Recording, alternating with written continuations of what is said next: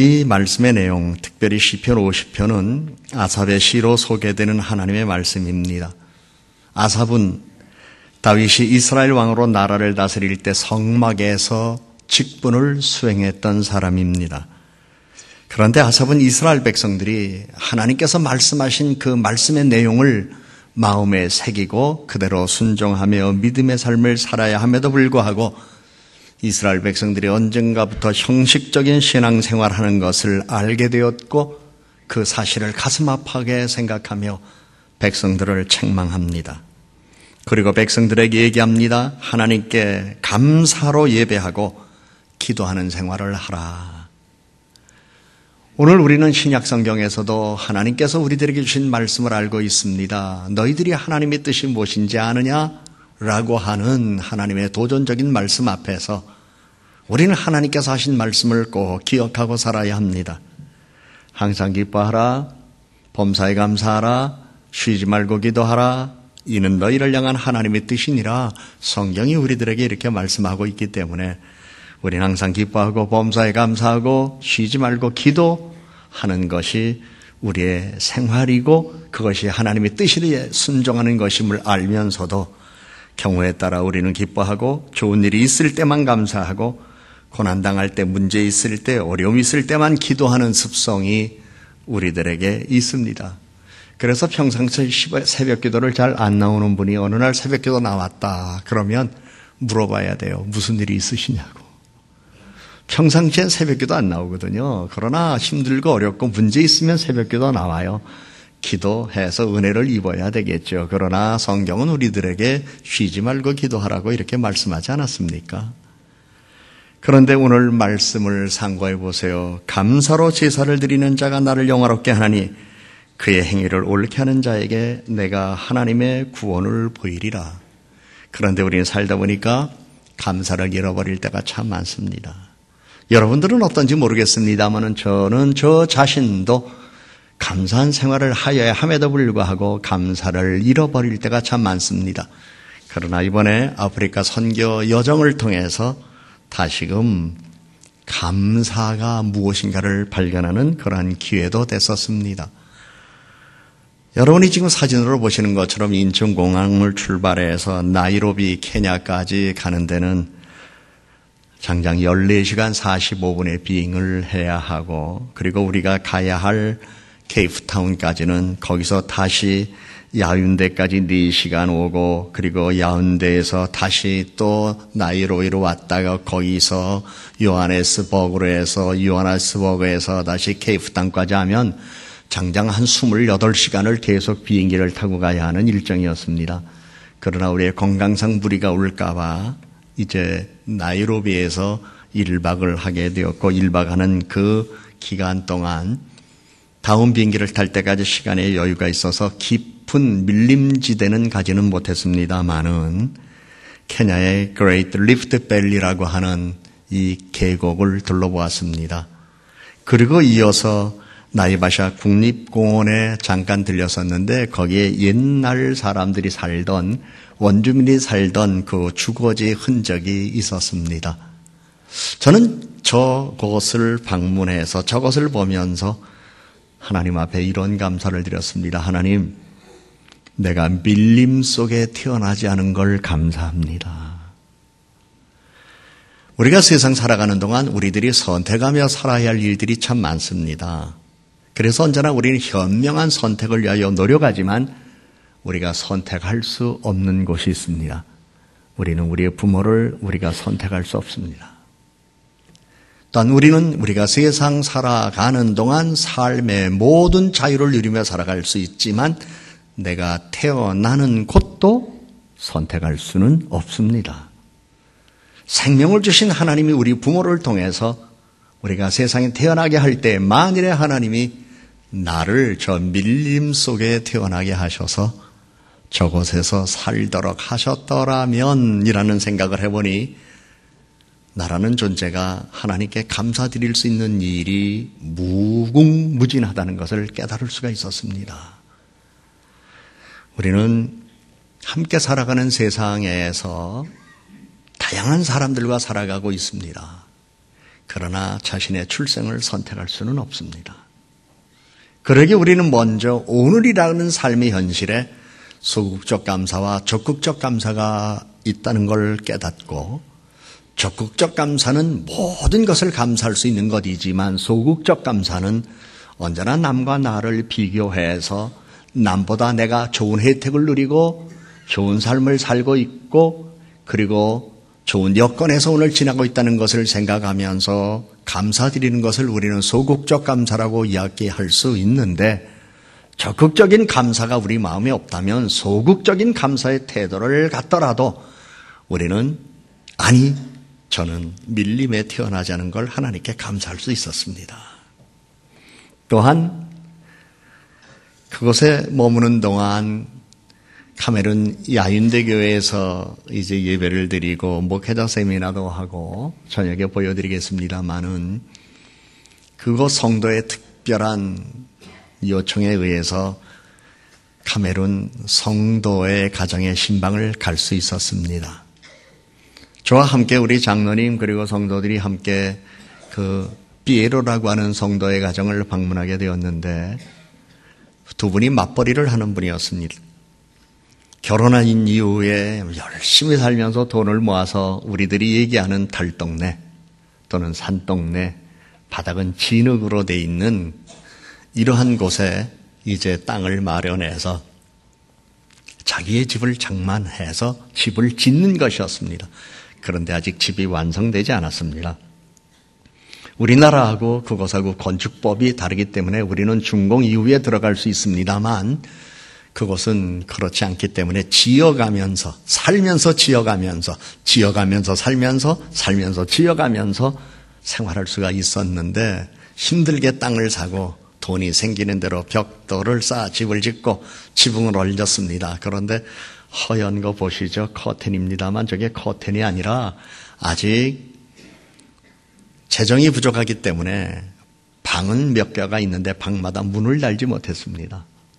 그리고 자세하게 여러분들 눈에 보이는지 모르겠습니다만 지붕 겉만 씌운 거지 안에 내부에 뭐 단열재 같은 걸 넣지도 못했습니다.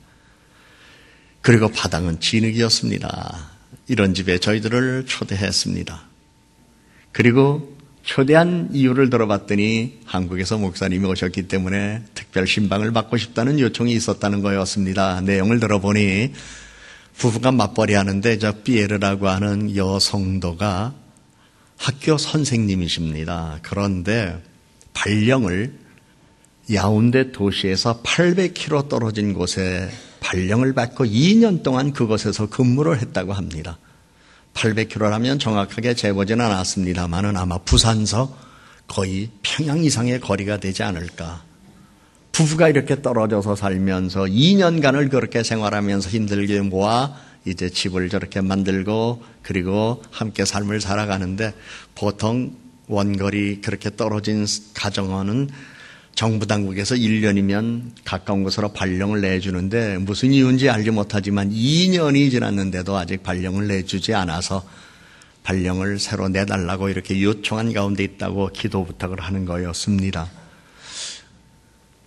우리들의 눈으로 보면 사람들마다 생각은 다를 수 있고 관점은 다를 수 있겠지만, 오늘 우리들이 살고 있는 삶의 형편에서 보면 집이라고 바닥도 타일이도 아닙니다. 마루도 아닙니다.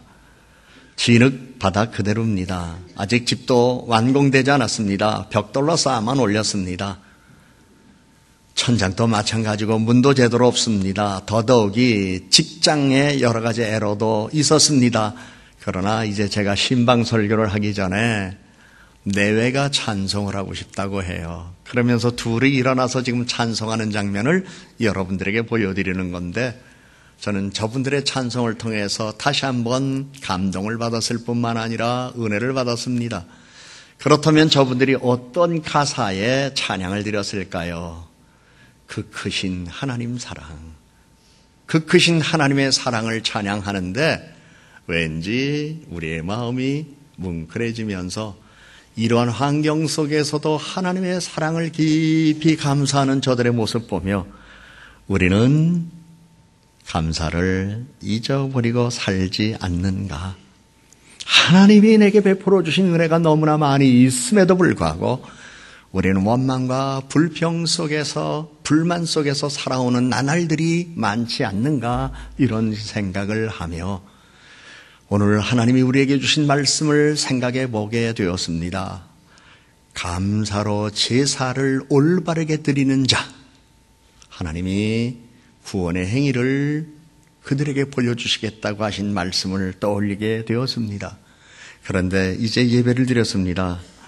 저분이 정말 정성껏 음식을 차려줬습니다.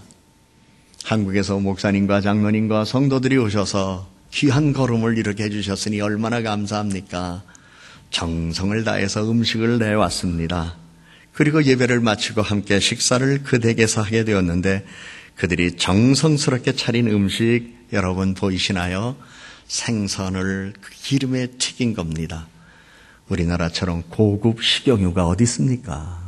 새까맣게 튀긴 것, 그리고 바나나 튀긴 것, 그리고 그 어렵게 살아가면서도 아주 비싼 수박을 사서 쪼개서 내어놓고 그리고 모찌떡 같은 거 한 것, 그것 이거는 귀한 손님에게 내주는 음식이요 평상시에는 자기들도 먹을 수 없는 귀한 것이라고 합니다. 이런 음식을 내놓는 걸 보면서 이런 생각해 봤습니다. 만일 오늘 우리의 삶의 자리에서 이런 음식을 내놓을 때에 기쁜 마음으로 사람들이 이걸 먹을 수 있을까 이런 생각을 해보면서 오늘 우리들의 입맛이 너무 고급화되면서 오히려 하나님 앞에 일용할 양식을 주시는 것에 대한 감사를 잊어버린 우리의 모습을 발견하는 기회가 되었습니다. 여러분, 일용할 양식에 정말 감사하시나요? 오늘 내 삶의 자리에서 내게 주신 일용할 양식의 그 은혜 앞에 감사하나요? 농부들의 수고도 있었고 그리고 우리들이 열심히 살아가면서 거둬진 소득을 가지고 우리가 필요에 의하여 우리들이 먹어야 할 것을 우리들이 구입했다 할지라도 원천적으로 우리들이 먹고 살아갈 수 있는 기반을 만들어 주신 하나님 은혜 앞에 정말 우리가 감사한 마음을 갖고 살아가나요? 혹시라도 식사 기도를 드리며 형식적으로 눈만 감았다 뜨지 않나요? 아니면 하나님 아버지 일용할 양식을 주시면 감사합니다. 마치 무슨 주문을 외우는 것처럼 한마디 해놓고 내 마음에는 진정한 감사도 없이 식탁을 내하진 않나요? 기도는 했습니다. 그러면서 가족에게 이런 얘기합니다. 이거 먹으라고 내놓은 거요? 기도는 했습니다. 어이구, 이거 어제 먹던 거 아니야? 기도는 했습니다. 뭐 딴 거 없어? 우리의 삶 속에서 이미 우리는 너무 우리 입맛이 이기적으로 고급화되었기 때문에 내 삶 속에 일용할 양식을 주신 하나님 은혜에 대한 고마움을 우리는 잊어버리고 살고 있지 않습니까? 그러다 보면 하나님을 잊어버리기 쉽습니다. 오늘 성경이 우리에게 주는 말씀이 있습니다. 하나님을 잊어버린 너희여. 우리는 하나님께 감사드리는 마음이 있지만 이 감사가 형식적인 감사가 돼서는 안 될 것입니다. 그런가 하면 이제 그 카메룬에서 목회자 세미나를 마치고 여러분들이 후원해 주셔서 모기장을 현지에서 사서 참석한 목회자들에게 모기장 하나씩을 나눠드렸습니다. 모기장을 받고 얼마나 기뻐하는지. 여러분, 우리는 오늘 좋은 환경 속에서 모기장이 없어도 여름을 보내지 않습니까? 그러나 저곳에서는 말라리아 모기에 물리면 그것이 바로 말라리아라는 병에 감염이 되고 그로 인하여 사망률이 높기 때문에 일찍 죽는 사람들이 많다고 그래요. 저곳에는 평균 수명이 50살이라고 합니다. 우리는 지금 100세 시대를 살아가고 있는데 평균 수명이 50살인 이유는 교통사고도 그 중에 하나이기도 합니다만은 질병으로 전염병으로 세상을 떠나는 사람들이 많이 있기 때문에 그렇습니다. 그 중에 말라리아라고 하는 이 모기는 아주 치명적이라고 합니다. 그래서 저희들 일행들은 한국에 떠나기 전에 한 주 전부터 황열병 예방주사도 맞았고 말라리아 약도 복용하고 그리고 갔다 와서도 지금도 복용하고 있습니다. 후유증 생길까 봐. 저들에게는 그러한 약도 없습니다. 그러한 약도 먹을 기회도 없습니다. 그러니 저들이 모기장 하나를 받고 얼마나 기뻐했겠습니까? 여러분, 주거 환경에 불만이 있으신가요? 주거 환경에 불평이 많나요? 우리의 삶 속에서 내게 주신 하나님의 은혜가 얼마나 감사한데, 오늘 이렇게 좋은 환경과 여건에서 산다는 것이 얼마나 감사한데 우리는 이런 것들을 잊어버리고 살 때가 많습니다. 여러분들 물 한 방울의 고마움을 아시나요? 저희들은 호텔에서 여장을 풀었습니다. 그런데 하루에 사역을 마치고 저녁에 들어가는데 호텔에서 물이 안 나오는 거예요. 물어봤더니 밤 10시 정도면 물이 나온다고 그래서 기다렸는데 10시가 돼도 물이 안 나오더군요. 밤새 물이 안 나왔습니다. 다음날 아침 물이 나왔습니다. 그런데 저녁부터 다음날 아침 사이 물이 안 나오는 동안 정말 많은 걸 생각했어요. 여러분이 일상생활 속에서 물이 없다고 생각하면 여러분의 삶이 어떨 거라고 생각하세요?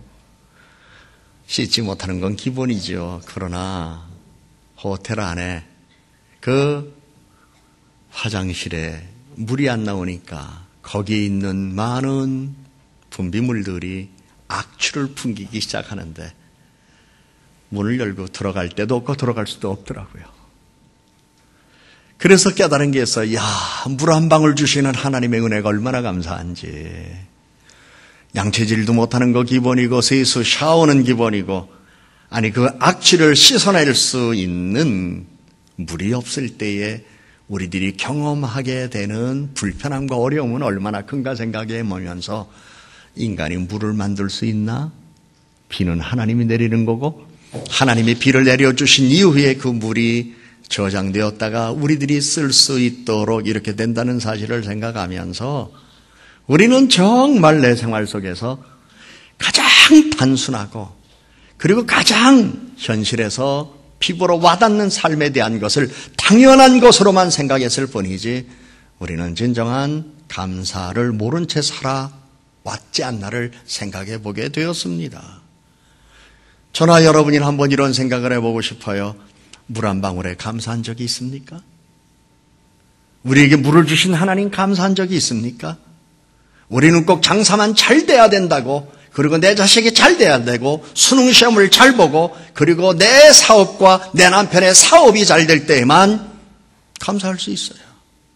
그러나 가장 기본적인 감사, 물 한 방울도 우리가 만들어낼 수 없고, 비를 내리지 아니하시면 농사를 지을 수도 없고, 그 비를 내려주시지 않으면 물을 저장해서, 아니 땅속에 있던 그 물을 다시 끌어내서 우리들이 사용할 수 있는 기회도 가질 수 없다는 현실 앞에서 우리들에게 태양과 빛을 내려주시고 물을 주시는 하나님 앞에 다시 한번 감사를 드린다면 우리는 영원토록 하나님을 잊지 않고 살아갈 수 있을 겁니다.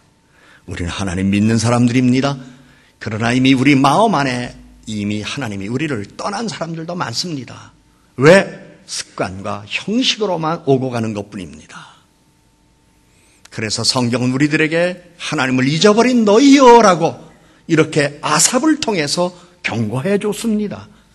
시편 50편은 이스라엘 백성들에게 주었던 말씀이었습니다. 그들이 어째 하나님을 잊어버렸을까요?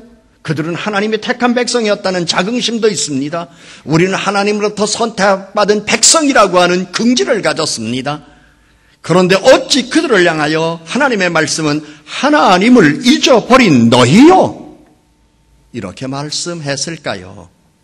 여러분 가운데는 하나님을 잊어버린 사람 있을 겁니다. 왜? 몸만 앉아있기 때문에. 생활의 진정한 감사, 내 존재, 내 삶의 기반, 내 삶을 이루고 있는 모든 여건들 속에서 은혜를 늘 주시는 그분에 대한 감사. 그분이 있기에 내가 있고, 그분의 은혜이기에 내가 오늘의 삶이 있고, 그분이 능력 주시기에 내가 참을 수도 있고 고난을 이길 수도 있고 헤쳐나갈 수도 있고 그분이 내게 은혜를 베풀어 주셨기에 믿음을 주셨고 그 믿음으로 죄에서 구원받았고 이제는 하나님의 자녀가 되어 하나님의 영광을 보며 살아가며 내 삶 속에 관계된 일들이 얽히고 설킨 것 같아도 때를 따라 돕는 은혜로 오늘의 내가 있도록 은혜를 주신 하나님을 생각하면 어찌 우리가 하나님께 감사의 제사를 옳게 드리지 않을 수 있겠습니까? 저희 일행은 또한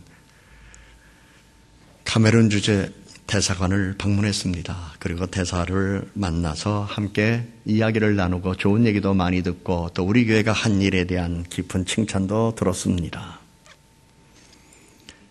그러나 함께 이야기를 나눈 가운데에 왜 아프리카가 이렇게 못 사는가? 물론 남아공 같은 데는 예외입니다. 케이프타운 같은 것은.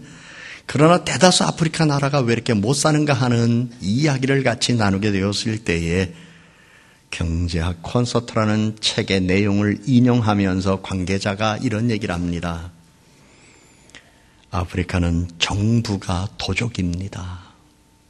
외국에서 구호물자도 참 많이 들어옵니다.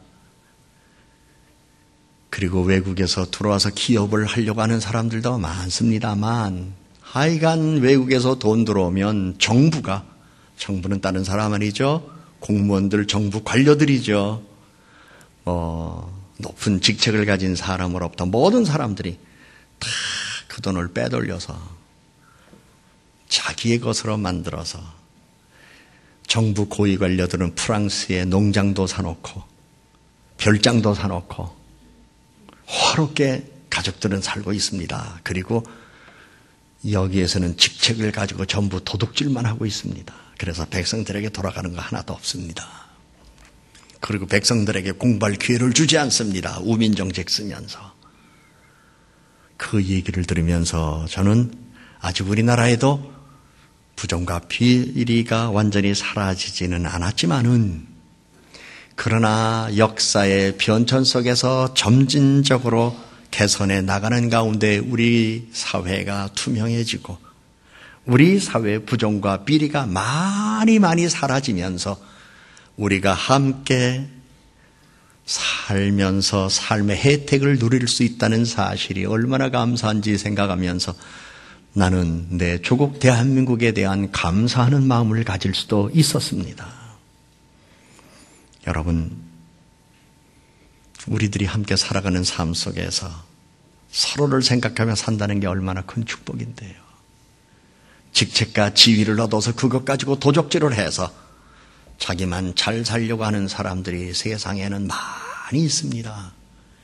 그러나 우리는 그런 사람이 없는 건 아니지만 그래도 우리가 수고하고 노력한 가운데에 삶의 소득을 얻고 그 소득을 가지고 삶의 미래에 대한 계획을 세우고 그리고 편안한 삶을 누릴 수 있는 삶의 자리에 오늘 우리가 살고 있다는 사실을 생각하면 오늘이라는 이 삶이 얼마나 감사한지요. 여러분은 오늘 추수감사주일을 맞이해서 어떤 마음으로 하나님께 예배드리시나요? 성경이 오늘 우리들에게 뭐라고 말씀하나요? 감사의 제사로 행위를 옳게 하는 자에게 내가 구원을 보이리라고 성경은 말씀하지 않았습니까? 여러분 기억하세요. 범사에 감사하세요. 좋은 일이 있을 때만 감사하는 게 아니라 하나님의 은혜 안에서 나라고 하는 존재가 이 땅에서 살고 있다는 사실 앞에 감사하며 하나님께 영광을 보며 살아가는 우리 성도들이 되기를 주님의 이름으로 축복합니다.